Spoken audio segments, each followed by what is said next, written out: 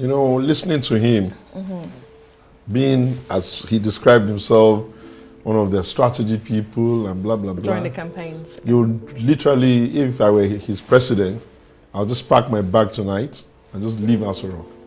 Because clearly, even from his own so-called supporter, it's clear that they say he sits up all night doing very little, and the impact is very... Well, he didn't say he still stays up all night and does very little. There's a phrase in Yoruba that I'll try to translate to you in English. It says that when you don't know the answer to a sum or to the Ifa corpus, that you can stay in the sky all night and all day and he will not do much. If he doesn't sleep at night, and this is what we get, he had better sleep. Look, we have created this democracy by choice. A lot of them, and I too, fought and struggled until we got ourselves into self-rule.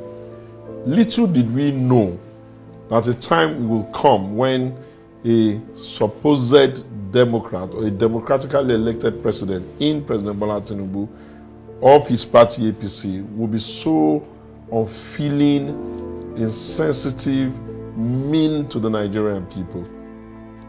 Between, as at 2015, when they took power, the price of PMS in the country was 79 naira. And the exchange rate was rovering around 199 to the dollar. Can you, in your mind, conceive of what could we have been buying as citizens of this country, apart from their own profligacy and their waste in government, that could have warranted us now having to be paying almost 1,000 in some places, officially over 800, in other places 900, within such a short time? And what could we have been guzzling that would bring our exchange rate from about 200 to the dollar to 1,600? You know what they're doing? They wake up in the morning and say, okay, mirror, mirror on the wall, what else can we do to make the Nigerians extremely angry and make their lives hard? Taxes. Mirror, mirror on the wall, are they crying hard enough? No. Let us add increase in fuel. Oh, mirror, mirror on the wall, is their life miserable enough? Not exactly. Let us increase inflation. That's what they've done. And, you know, with every sense of soberness, because we own this country together and we all love this country, we are forced to scream lest they wreck the ship of state. Our country has a very large population of unemployed people and a very young population with a median age hovering around 18 or sometimes even less, depending on the stats you are looking at.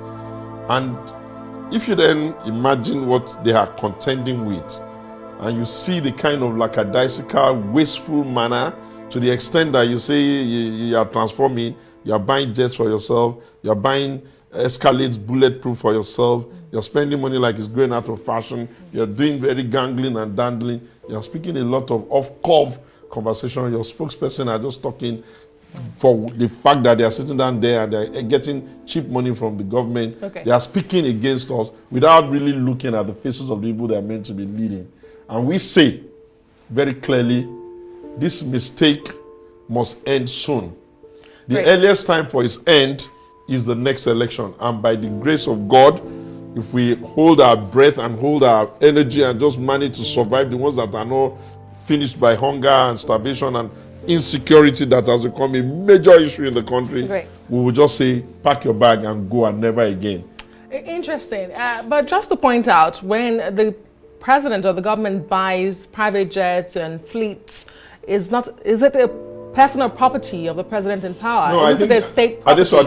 I'll stop that immediately. No, I'm just asking you because no, I'm going to answer you because when you say, but I don't need to stop it. Just stop it like immediately. When you tell the citizens that life is hard, they have to carry burdens, they don't have enough money to even have a meal or two, you have to even give them palliative, converting the whole country to beggars because we really don't have money, and then all you have to show for your personal comfort are all of those trappings. I get the point that you make. If you justify the jet, would you also justify? If you justify the jet, will you justify the Escalade as well? Look, Mr. Sowunmi, it's not about justifying. I asked you a question. Is it the personal property? Because he says said he's buying for himself.